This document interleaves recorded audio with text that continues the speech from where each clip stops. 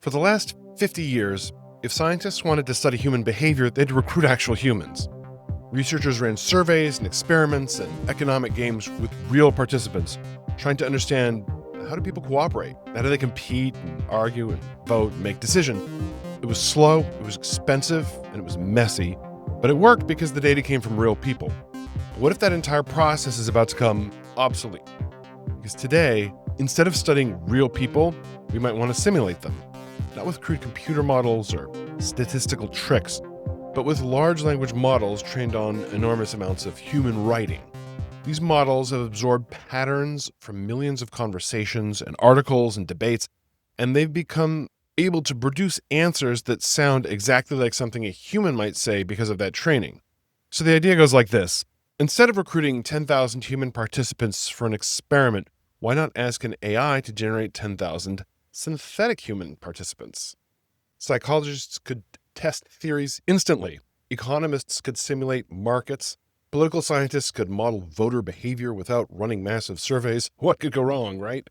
But the paper that we're looking at today argues something different. According to these researchers, the whole idea might be built on a dangerous illusion.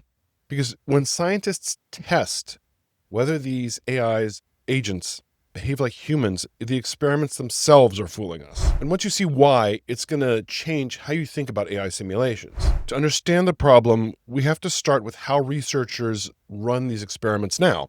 Scientists take an experiment that was originally designed for humans, maybe a survey question or an economic game, and then they run the same test on a language model.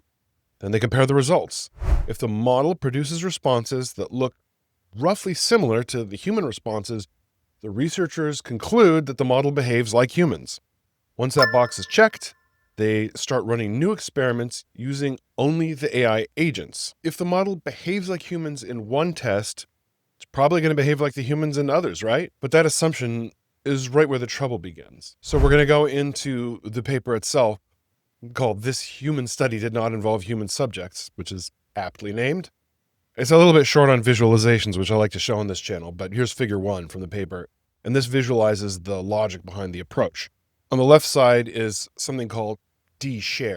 This represents a stage where both humans and the language models answer the same question. Researchers compare the two sets of responses to see if they look similar, and if the averages match, or if the trends are going in the same direction, the model is considered validated.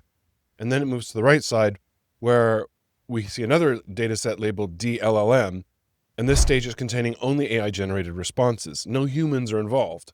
The assumption is that since the model behaved like humans earlier, now it can act as a stand-in for them. But this assumes that matching human behavior once means the model will always match. And the authors are arguing that this assumption is a lot weaker than most researchers realize. Let's say you wanted to know whether someone understands algebra. You give them one equation, they solve it correctly, and then you immediately declare them to be a math expert. Obviously, that would be ridiculous. One correct answer doesn't prove deep understanding. They might have memorized the answer. They might have guessed it correctly. If you took the SAT or any multiple choice exam, you've got a 1 in 4 shot of getting it. The same problem can happen with large language models.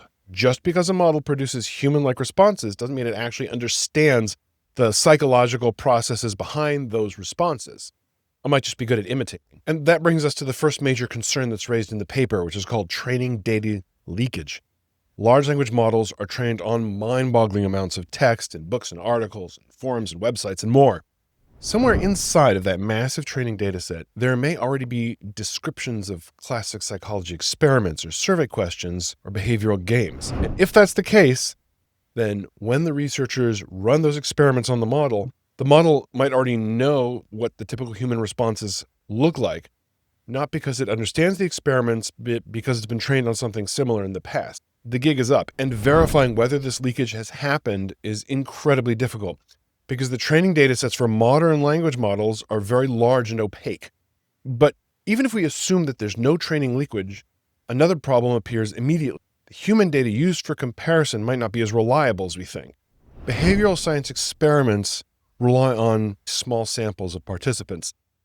Many famous results in psychology can't really replicate when researchers tried repeating the studies with new groups of people. Statistical noise and sampling bias and measurement error can distort all of these results. There's a general replicability crisis in science today, and social science is really at the forefront of this. So, if language models are validated by comparing them to noisy human experiments, researchers might just be matching one imperfect data set with another. In other words, they're calibrating their models against a moving target. So let's look at what happens when researchers compare human behavior to language model behavior across a lot of experiments. Now, here's a chart that's comparing results from humans and AI agents across a range of different behavioral tasks. The chart shows bars or lines representing different experimental outcomes.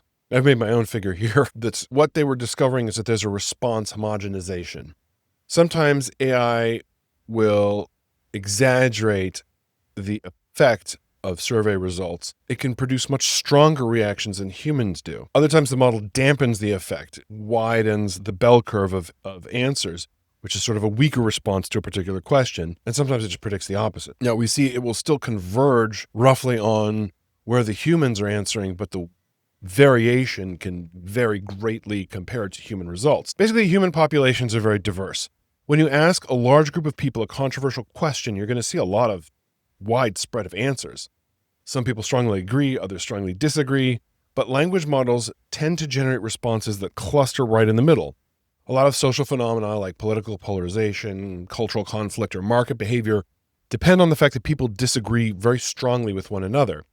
If a simulation compresses those disagreements into a narrow range of responses, it's erasing the market dynamics that the researchers are trying to study, and it could lead researchers to draw the wrong conclusions. So the authors are arguing that because of these nuances, language models shouldn't just be treated like interchangeable with human participants in behavioral experiments. Instead of replacing experiments, AI simulations should be used like exploratory tools. They can help you make hypotheses, and they can identify patterns that are worth investigating further. But this isn't evidence of how real people behave. Now, companies are already exploring how to use AI agents to simulate consumers or customers. Instead of running expensive surveys or focus groups, it's very tempting to just generate thousands of synthetic customers and ask them how they would respond to a product or a marketing campaign. Now, governments could also simulate populations to test policy proposals before they implement them, and political strategists could simulate voter reactions. If these simulations were perfectly accurate, then they would be really powerful. The trick is they appear accurate, but even if they're slightly wrong, and the evidence is suggesting that they often are, then whole strategies could be built on flawed assumptions. And if you're enjoying this content, I'd appreciate it if you hit the like button, and it helps spread this information to others. So at a deeper level, this research raises a philosophical question. Do language models actually understand human behavior? Or are they just really good at imitating it? Because imitation can go a very long way. If you train a system on enough examples of how humans talk about decisions or preferences, it can reproduce those exact patterns. And the results might sound thoughtful or empathetic or strategic, but sounding human and thinking like a human are not the same thing. Now, this difference between imitation and understanding is a huge debate in artificial intelligence and has been for decades. So we're living through a moment when machines can convincingly imitate a lot of aspects of human communication and reasoning.